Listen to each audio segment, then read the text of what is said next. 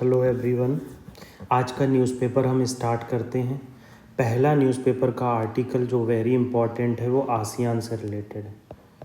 हम जानते हैं आसियान जो है साउथ ईस्ट एशिया को रिप्रेजेंट करता है और इसका motto one vision, one identity and one community है।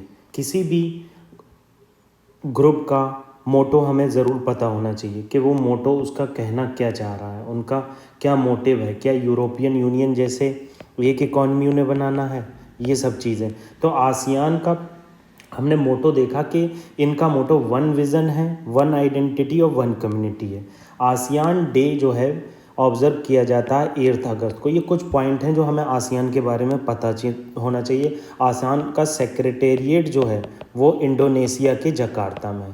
ये बेसिक चीज़ें हैं जो हमें पता होना चाहिए कि कब फॉर्म हुआ था ना। जैसे मैंने आपको पहले भी बताया, आसियान फॉर्म हुआ था 1967 में, जब बैंकॉक डिक्लेरेशन हुआ था। इसमें याद रखने की ज़रूरत है बैंकॉक डिक्लेरेशन। आपसे डायरेक्टली यूपीएससी पूछेगा कि बैंकॉक डिक्लेरेशन किससे रिलेटेड, तो आपको ये पता होना चाहिए बैंकॉक डिक्लेरेशन आसियान से रिलेटेड है। According to this declaration founding father जो थे इसके Indonesia, Malaysia, Philippines, Singapore and Thailand थे। आप इस चीज़ की बिल्कुल भी फिक्र मत कीजिए कि मैं इसको आगे डिस्कस नहीं करूँगा। इसको मैं आगे डिस्कस करूँगा और कंप्लीट कॉम्प्रीहेंसिव इस पर डिस्कशन हम लोग करेंगे। मगर फर्स्ट पेज पर आज आया हुआ है तो इसे हम बेसिक चीज़ें इसकी आज देख लेते हैं। आप हमारे चैनल को ज़्यादा से ज़्यादा सब्सक्राइब कीजिए और लोगों में शेयर कीजिए, ठीक है। आप तो ये आसियान के बारे में हमने बेसिक चीज़ें जानी, जैसे कि आज हमने जाना कि 1967 में ये फॉर्म हुआ था और इसको फॉर्म करने के लिए एक डिक्लेरेशन हुआ था जिसको बैंकॉक डिक्लेरेशन कहते हैं। देखो कोई भी ऑर्गेनाइजेशन होती है उसका हेडक्वार्टर और किस डिक्लेरेशन से बना है ये आपको पता होना चाहिए। जैसे बैंकॉक डिक्लेरेशन है, दिल्ली डिक्लेरेशन बीजिंग में हुआ था एक बार।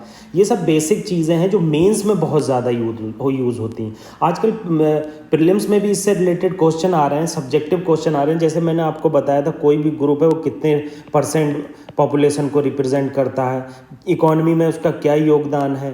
तो ये सब चीज़ें आजकल यूपीएससी के द्वारा सब्जेक्टिव क्वेश्चन पूछे जा रहे हैं, तो ये हमें पता होना चाहिए। ये चीज़ें हैं इसमें कि मैंने आपको बताया कि किस में 1967 में फॉर्म हुआ था, बैंकॉक डिक्लेरेशन के थ्रू हुआ था। इसके ऑब्जेक्टिव देख लेते हैं। ऑब्जेक्टिव क्या होते हैं, किसी भी ग्रुप के ऑब्जेक्टिव क्या होते हैं, वो सोशो इकोनॉमिक ग्रोथ करना चाहते हैं, कल्चरल डेवलपमेंट चाहते हैं। कोई भी ऑर्गेनाइजेशन बनाया जाता है तो उस ऑर्गेनाइजेशन के बनाने के पीछे इकोनॉमिक पर्पस बहुत ज़्यादा इंपॉर्टेंट होता है, तो वही बात की गई है। ये दूसरा ऑब्जेक्टिव इनका क्या है, पीस एंड स्टेबिलिटी को प्रमोट करना है। तीसरा ऑब्जेक्टिव क्या है, आर्टिफिशियल इंटेलिजेंस मतलब टेक्नोलॉजिकल डेवलपमेंट को बल देना। तो ये आसियान से रिलेटेड बेसिक डिटेल थी। आगे हम इसको कॉम्प्रीहेंसिवली डिस्कस करेंगे। मणिपुर का क्राइसिस बहुत ज़्यादा इमर्ज हो रहा है। हम लोग जानते हैं कि मणिपुर में स्टेबिलिटी नहीं आ पाई है क्योंकि कुकी और मीतीज़ के बीच में वार चल रही। जैसा कि मैंने आपको पहले बताया है, मीतीज़ की पॉपुलेशन मैक्सिमम है यहाँ पर। मीतीज़ अप्रॉक्सली 64% है और लैंग्वेज भी मीती की ही डोमिनेंट रहती है। मीती कम्युनिटी मेनली बैली रीजन में रहती है। मान लो ये मणिपुर है तो मणिपुर के बीच में ये बैली रीजन है, यहाँ पर है। ये 10% जोग्राफिकल एरिया को कवर करती है, जबकि कुकी रीजन हिली रीजन में रहती है, ये 90% एरिया को कवर करती है। तो ये चीज़ यहाँ पर मीती को क्या है, अभी रिसेंटली हाई कोर्ट ने एक वर्डिक्ट दी थी जिसमें मीती को शेड्यूल ट्राइब देने का स्टेटस कहा गया था। तो शेड्यूल ट्राइब देने के स्टेटस से कुकी ने उसमें कन्फ्लिक्ट प्रोड्यूस कर दिया और कुकी ने कहा इस शेड्यूल ट्राइब का स्टेटस आप अगर मीती को देते हैं तो बहुत सारे बेनिफिट हमारे से यहाँ से चले जाएंगे, जैसे जॉब्स के बेनिफिट चले जाएंगे, इन्वायरमेंटल बेनिफिट चले जाएंगे, बहुत सारी चीज़ें कुकी ने उसका अपोज किया। यहाँ पर ये चीज़ इंपॉर्टेंट है, मैं आपको ये चीज़ बता दे रहा हूँ कि किसी भी कम्युनिटी को एसटी का स्टेटस दिया जाता है तो इसमें स्टेट का क्या रोल होता है। स्टेट गवर्नमेंट क्या करती है, एक नोटिफिकेशन इशू करती है और ये नोटिफिकेशन स्टेट गवर्नमेंट के द्वारा जो है ये सेंट्रल गवर्नमेंट को दिया जाता है। और सेंट्रल गवर्नमेंट क्या करती है, मिनिस्ट्री ऑफ ट्राइबल अफेयर को दिया जाता है। मिनिस्ट्री ऑफ ट्राइबल अफेयर क्या करती है, इसे रजिस्ट्रार जनरल ऑफ इंडिया के यहाँ भेज देती है, और registrar general of India national commission for scheduled tribe के पास भेज देता है, और शेड्यूल्ड ट्राइब जब इसे एक्सेप्ट कर लेता है तो ये कैबिनेट के पास भेज देता है, और कैबिनेट पार्लियामेंट में एक बिल लाती है, और पार्लियामेंट में बिल लाने के अकॉर्डिंग उसको पास करने के बाद प्रेसिडेंट क्या करता है, आर्टिकल 341 और 342 में तब्दीली करके नोटिफिकेशन इशू कर देता है। ये चीज़ देखो, मैंने इतना कुछ डिस्कस किया मगर मैंने आपको बताया कि कॉन्स्टिट्यूशनल प्रोविज़न क्या है। मैंने आपको बताया कि स्टेट गवर्नमेंट क्या करती है, एक नोटिफिकेशन इशू करती है, मिनिस्ट्री ऑफ ट्राइबल अफेयर को भेज देती है। मिनिस्ट्री ऑफ ट्राइबल अफेयर क्या करती है, उसे रजिस्ट्रार जनरल ऑफ इंडिया को भेज देती है, और रजिस्ट्रार जनरल ऑफ इंडिया क्या करती है, उसे national commission of scheduled tribe के पास भेज देती है, और national commission of scheduled tribe क्या करती है, कैबिनेट के पास भेज देती है। कैबिनेट क्या करती है, पार्लियामेंट में बिल लाती है, पार्लियामेंट में बिल लाने के बाद प्रेसिडेंट क्या करता है, एक नोटिफिकेशन इशू करता है अंडर आर्टिकल 341 एंड 342। तो ये चीज़ हमारे लिए इंपॉर्टेंट होती है। आर्टिकल 341 और 342 शेड्यूल्ड ट्राइब के प्रोटेक्शन की बात करते हैं। तो मैंने आपको यहाँ 2-3 चीज़ें आज इंपॉर्टेंट बताई जो फ्रंट पेज पर आई हुई हैं। आगे हम पॉलिटी का क्वेश्चन एक देख लेते हैं। जैसा कि हमने प्रॉमिस किया है आपसे, हम पॉलिटी थ्रू एमसीक्यू पूरा कंप्लीट करेंगे, तो उसी दिशा में ये नेक्स्ट क्वेश्चन डिस्कस कर रहे हैं। ये हमारा बहुत अच्छा चल रहा है और इससे हमारे स्किल में भी बहुत इन्हेंसमेंट होगी कि कैसे कैसे चूज़ करना है किसी चीज़ को। तो इसमें टॉपिक क्या है, consider the following statement about the constituent assembly of India. मतलब कॉन्स्टिट्यूएंट असेंबली से रिलेटेड कुछ स्टेटमेंट दे रखे हैं। इट वॉज कॉन्स्टिट्यूटेड इन 1946, ठीक है, under the scheme formulated by the cabinet mission plan. ये तो बच्चों को पता है, लास्ट जो मिशन प्लान हुआ था वो कैबिनेट मिशन प्लान हुआ था। उसमें कहा गया था कि हम कॉन्स्टिट्यूएंट असेंबली बनाने की आपको इजाज़त देते हैं। तो ये 1946 में कॉन्स्टिट्यूएंट असेंबली बनी थी। हर किसी को पता है, ये तो राइट है ही है, ठीक है, ये राइट है। तो देख लेते हैं, राइट है तो एक ऑप्शन कट गया इसमें। Each province and princely state has allotted A equal number of seat irrespective of their population. ये देखो बिल्कुल गलत है, क्योंकि पॉपुलेशन के अकॉर्डिंग सीट अलाउड हुई थी। मिलियन नंबर में मतलब वोटर्स थे, उनके अकॉर्डिंग सीट अलाउड हुई थी, तो ये चीज़ गलत हो गई। Representative of princely state were to be nominated by the head of princely state, बिल्कुल सही है। जो प्रिंसली स्टेट के हेड थे वो नॉमिनेट करते रिप्रेजेंटेटिव को कॉन्स्टिट्यूएंट असेंबली में। मगर एक्चुअली क्या हुआ, प्रिंसली स्टेट अगर कॉन्स्टिट्यूएंट असेंबली में पार्टिसिपेट कर जाते तो उन्हें पता था कि हमारा जो अस्तित्व है वो खतरे में आ जाएगा, तो इसलिए प्रिंसली स्टेट ने पार्टिसिपेट ही नहीं किया कॉन्स्टिट्यूएंट असेंबली में। और जो 93 सीट इन्हें अलॉट की गई थी वो बात को डिमिनिश कर दी गई, ठीक है। तो ये चीज़ यहाँ जानने की है कि प्रिंसली स्टेट क्यों नहीं चाह रहे थे कॉन्स्टिट्यूएंट असेंबली में इन्वॉल्व होना। ऑब्वियस सी बात है, कोई कंट्री जब बनती है तो वो प्रिंसली स्टेट को अपने में मर्ज कर लेती है।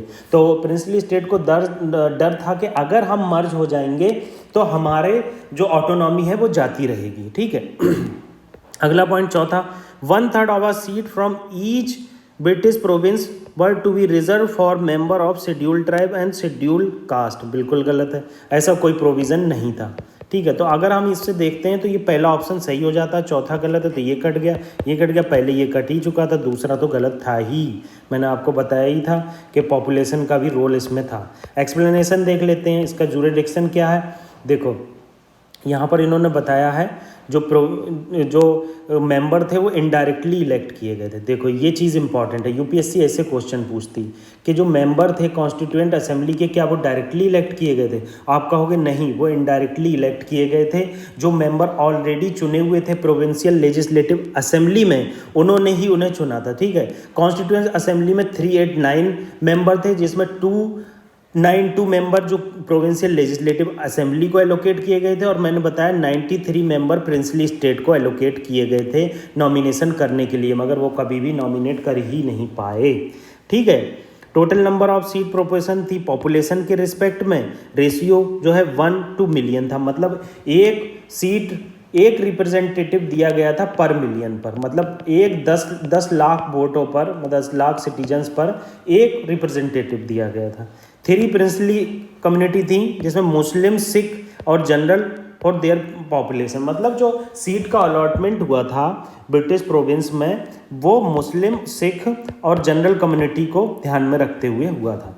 तो ये बहुत इंपॉर्टेंट क्वेश्चन था, मैंने इसे बहुत सर्च करके बनाया है टॉपिक को पूरा पॉलिटी का पढ़ के कि कैसे ये क्वेश्चन बनाया जा सकता है। तो आगे हम नेक्स्ट आर्टिकल देख लेते हैं। 6th राष्ट्रीय पोषण माह ऑर्गेनाइज किया गया। देखो मिनिस्ट्री ऑफ विमेन और चाइल्ड डेवलपमेंट क्या करती है, सितंबर को एक पोषण माह सेलिब्रेट करती है। तो ये पोषण माह क्या होता है, इसके अंदर जो मल न्यूट्रिशन की प्रॉब्लम है, अनीमिया है विमेन के अंदर और चाइल्ड के अंदर मल न्यूट्रिशन है जिसके कारण स्टंटिंग होती है, वेस्टिंग होती है, इस सब को ख़त्म करने के लिए एक पर्टिकुलर माह गवर्नमेंट ने रखा है। तो 6 साल पहले ये स्कीम स्टार्ट हुई थी। तो सितंबर 2023 में गवर्नमेंट जो है 6th पोषण माह बना रही है। ठीक, इसका मेन पर्पस देखो रेज अवेयरनेस करना है जो प्रेग्नेंट विमेन है, infancy, childhood, adolescent, to promote better nutrition across India. ठीक है, यही चीज़ टारगेट विमेन में, टारगेट ऑडियंस में क्या है, विमेन है, लैक्टेटिंग मदर है, एडोलसेंट गर्ल है, चिल्ड्रन है। देखो आप कोई चीज़ नहीं भूलोगे मगर एक चीज़ भूल जाओगे, जो एडोलसेंट गर्ल है वो इसके अंदर आती है। क्या होता है, यूपीएससी ट्रिक करता है कि विमेन को इंक्लूड कर देता है, मदर को इंक्लूड कर देता है, प्रेग्नेंट विमेन, मदर और चिल्ड्रन को। उसको बच्चे को लगता है कि हाँ प्रेगनेंसी से रिलेटेड है क्योंकि बहुत ज़्यादा मलन्यूट्रिशन हो जाता है प्रेगनेंसी के कारण, तो ये होंगे। मगर एडोलसेंट भी है क्योंकि एडोलसेंट एनीमिया की शिकार रहती है। हमारी इंडिया की आधे से ज़्यादा विमेन तो एनीमिया की शिकार रहती हैं, तो इसीलिए इसको एनीमिया के लिए भी यूज़ किया जाता है। मिनिस्ट्री मैंने आपको बताई दी, इन्होंने पोषण ट्रैकर एक ऐप लॉन्च किया है। उस ट्रैकर का देखना है कि बेनिफिशियरी किस तरह से रजिस्टर कर रहे हैं और किस तरह से बेनिफिट प्रोवाइड हो रहा है। एक क्वेश्चन देख लेते हैं जो 2017 में यूपीएससी में आया हुआ है। नेशनल न्यूट्रिशन मिशन का ऑब्जेक्टिव क्या, मैंने देखो जो पहले ही बताया है, कोई भी आग स्कीम है उसका ऑब्जेक्टिव आप नोट कर लीजिए। ऑब्जेक्टिव क्या होता है, मेजर गोल होता है कि हम इस गोल को अचीव करेंगे ही करेंगे। तो मेजर गोल की बात की गई है यहाँ पर। तो देखो पहला ऑप्शन क्या कह रहा है, टू क्रिएट अवेयरनेस रिगार्डिंग मल nutrition among the pregnant women and lactating mother. देखो हमने पढ़ा ही अवेयरनेस का, अभी मैंने आपको बताया ये अवेयरनेस करता है। देखो यहाँ पर रेज अवेयरनेस मैंने हाईलाइट किया, रेज अवेयरनेस। दूसरा ऑप्शन क्या है, to reduce incidence of anaemia among the young children, adolescent girl and women. देखो कितना अच्छा पॉइंट है, एनीमिया को ये रिमूव करता है। मगर आप जब ये स्कीम पढ़ेंगे तो ऐसा बहुत कम पढ़ने को मिलेगा, तो इसलिए कि स्कीम को बहुत कॉम्प्रीहेंसिवली हम लोग कवर करते हैं ताकि उसमें कोई पॉइंट छूटने ना पाए। तो ये भी सही हो गया। Promote consumption of millet, course and unpolished rice, ठीक है ये गलत है क्योंकि इसमें ऐसी कोई कंजम्पशन को प्रमोट करने की बात ही नहीं की है। पोल्ट्री एग को भी प्रमोट करने की बात नहीं की है। ये सब इसका मिड डे मील के टारगेट है, ये मिड डे मील में ऐसी चीज़ें यूज़ होती हैं, तो ए ऑप्शन इसमें करेक्ट हो जाएगा। नेक्स्ट आर्टिकल फिस्कल डिफिसिट को रिलेटेड है। फिस्कल डिफिसिट क्या हुआ है, 4 मंथ का फिस्कल डिफिसिट हमारी जीडीपी का 33% पहुंच गया। तो इससे रिलेटेड ये आर्टिकल आया है। लास्ट ईयर हमारा फिस्कल डिफिसिट जीडीपी का 5.9% of the GDP in the current fiscal year, मतलब करंट फिस्कल ईयर में हमारा 5.9 फिस्कल डिफिसिट रहा, जबकि लास्ट ईयर ये लास्ट ईयर का है, ये लास्ट ईयर इतना रहा था, मगर दिस टाइम ये जो है 6.4% रहा। देखो कोई भी चीज़ है, फिस्कल डिफिसिट है या कोई भी चीज़ है, वो किसी भी एक्ट या पॉलिसी से निकल कर आती है। आपको पता होगा एक एक्ट है फिस्कल रिस्पॉन्सिबिलिटी से रिलेटेड, वहाँ से इसको गेन किया जाता है कि हमें फिस्कल डिफिसिट टारगेट 3% अचीव करना है। मगर कोविड-19 के चलते हुए हमारा फिस्कल डिफिसिट बहुत बढ़ गया क्योंकि हमने वैक्सीन इंपोर्ट की, और हम जानते हैं कि वैक्सीन ऑलरेडी पेटेंटेड थी, तो पेटेंटेड वैक्सीन में कोई भी हमें यूनाइटेड नेशन के द्वारा रिलीफ नहीं दिया गया। अब हम देख लेते हैं फिस्कल डिफिसिट क्या होता है।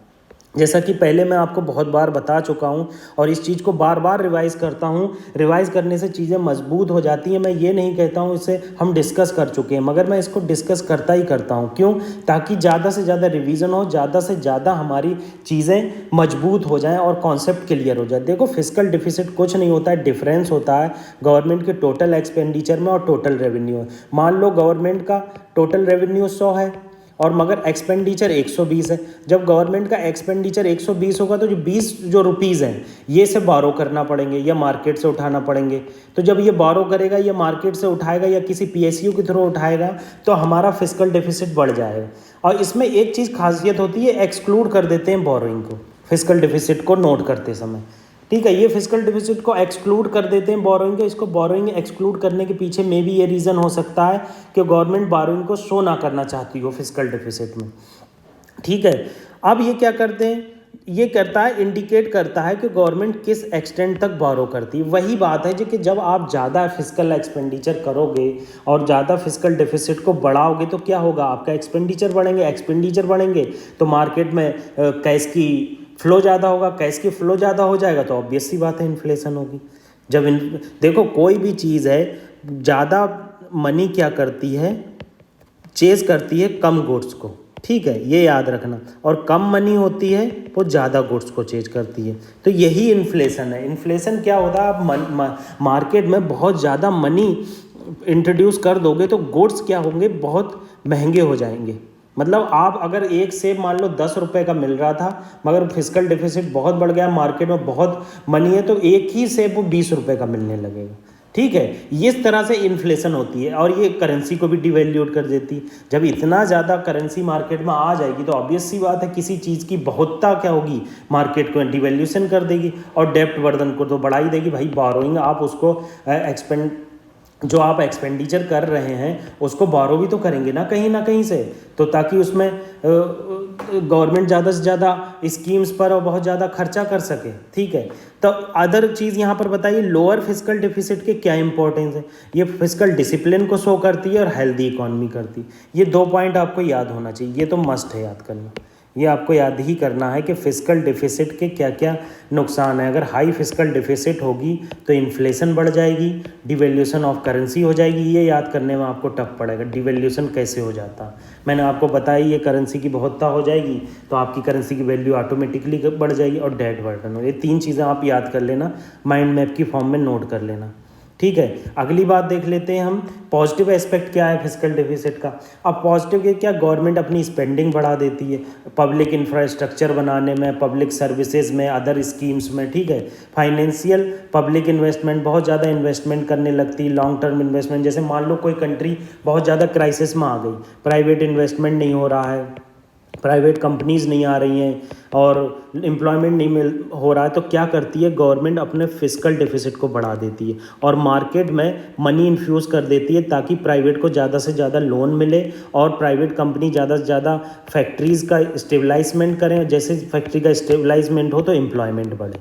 गवर्नमेंट केवल मेन पर्पस गवर्नमेंट का रहता है पब्लिक को वेलफेयर प्रोवाइड करना, मगर प्राइवेट का मेन पर्पस रहता है प्रॉफिट को ज़्यादा से ज़्यादा गेन करना। तो यहाँ पर ये चीज़ मैंने आपको क्लियर कर दी कि कैसे इन्वेस्टमेंट को गवर्नमेंट बढ़ा सकती है। जॉब क्रिएशन तो आपको मैंने बता ही दिया, जब गवर्नमेंट स्पेंड करेगी, बहुत ज़्यादा स्पेंड करेगी तो अनएम्प्लॉयमेंट रेट घटेगा, जॉब क्रिएशन होगा, प्राइवेट फर्म आएंगी, कम इंटरेस्ट पे उन्हें लोन मिलेगा, ज़्यादा से ज़्यादा फैक्ट्री स्टेबलाइज करेंगे, टैक्स नॉर्म्स ईज कर दिए जाएंगे। निगेटिव एस्पेक्ट देख लो, निगेटिव एस्पेक्ट इंपॉर्टेंट है। इंक्रीज डेट बर्डन मैंने आपको बताई है, जब आपका हाई फिजिकल डिफिसिट होगा तो डेट बर्डन ऑब्वियस सी बात बढ़ेगा। इन्फ्लेशनरी प्रेशर मैंने आपको बता ही दिया। Crowding out of private investment, ये देख लो, ये इंपॉर्टेंट है।